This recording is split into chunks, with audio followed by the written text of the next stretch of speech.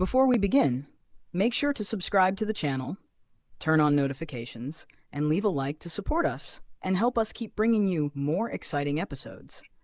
As Lu Shang accepted the third gift, he immediately realized it was far more than a simple token of appreciation. Xiang stepped forward and presented him with an exquisitely crafted golden card, instantly sparking his curiosity. Taking a closer look, he noticed the prestigious Star Spirit Flower Family emblem engraved on the front, while the back displayed the insignias of countless star sectors under their influence.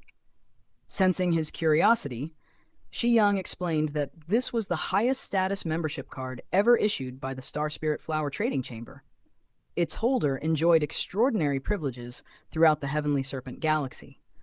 Most importantly, it granted a massive credit line of 10 billion golden serpent coins, allowing him to obtain valuable resources from any affiliated branch or allied trading chamber. Even better, the credit limit would automatically reset every 10 cosmic years. Lu Shang quickly realized that the card was essentially the family's ultimate VIP pass, a symbol of the enormous influence wielded by the Star Spirit Flower family. He was even more impressed after learning that their business empire stretched across more than 1,000 star sectors, revealing the incredible power of his new patrons. Although impressed, Lu Shang asked what 10 billion golden serpent coins were actually worth in practical terms. Xiang replied that the total value of the Tier 3 star cores she had previously given him was roughly equal to that amount. The comparison surprised Lu Shang, but he soon realized that 10 billion coins were insignificant compared to the trillions possessed by the greatest powers of the universe. While the credit line would eventually become an enormous fortune over time, its slow renewal rate was far too limiting for someone determined to grow as quickly as possible. He silently sighed, realizing he simply couldn't afford to wait 10 cosmic years every time he needed more resources. Meanwhile, Xiang noticed that Lu Shang seemed completely unimpressed by the enormous credit limit. She respectfully explained that even the family's 5th-level elders and elite protectors had never received a card of this rank.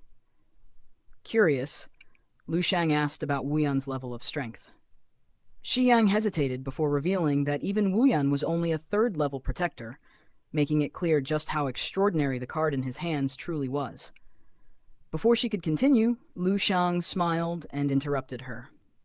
He admitted that he had known from the very beginning that she was trying to recruit him. Without hesitation, he publicly accepted her offer to become one of the Star Spirit Flower family's official protectors. Xiang was completely stunned.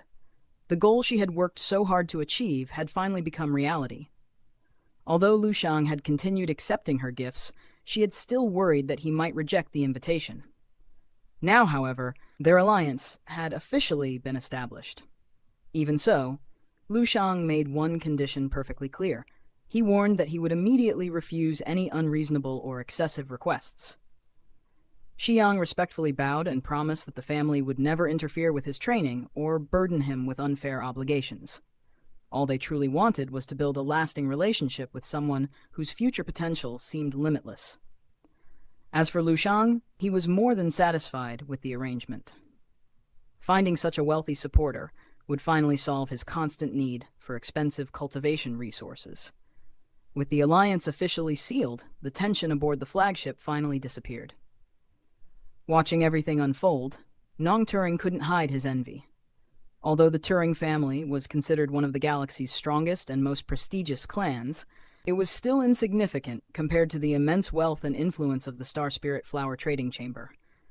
Even so, he understood that the family's generous investment made perfect sense. Lu Shang's talent was simply beyond imagination.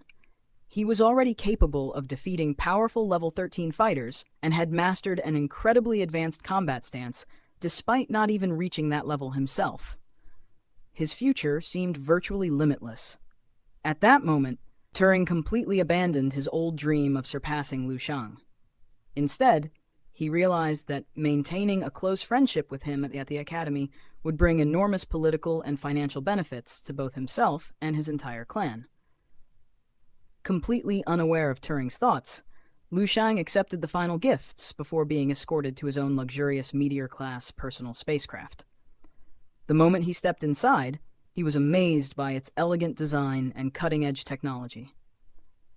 Compared to this magnificent vessel, his previous spacecraft looked like nothing more than a pile of scrap metal. The technological gap between this interstellar civilization and his home planet felt as vast as the difference between a modern metropolis and a primitive tribe. Without saying a single word to the other passengers or crew members, Lu Shang quietly walked straight to his private cabin to rest. His silent departure immediately irritated Masha, who loudly complained that he was far too arrogant to even say goodbye. Babalu calmly responded that such confidence was perfectly natural for a genius of Lu Shang's caliber. He then jokingly reminded Masha that she herself rarely paid attention to any man weaker than her, so she had little reason to criticize him. He added that someone with Lu Shang's overwhelming strength had no real need to socialize or seek anyone's approval. Even so, Masha continued complaining, insisting that they had traveled together and that basic courtesy required him to at least say farewell. Babalu quickly reminded her that they were actually traveling aboard a luxurious spacecraft specially prepared for Lu Shang, not for them. That finally silenced her complaints. To change the subject, Masha began telling an old legend about a martial arts genius who had appeared centuries ago, supposedly emerging from the heart of a massive storm. According to the legend, this extraordinary individual possessed a rare bloodline belonging to the semi-sovereign class and had personally been invited by the Heavenly Serpent Lord to participate in the upcoming selection. As she spoke, Masha confidently convinced herself that no matter how powerful Lu Shang's cultivation technique was, it could never rival such a legendary bloodline. She even imagined him suffering a humiliating defeat when he eventually faced that mysterious genius.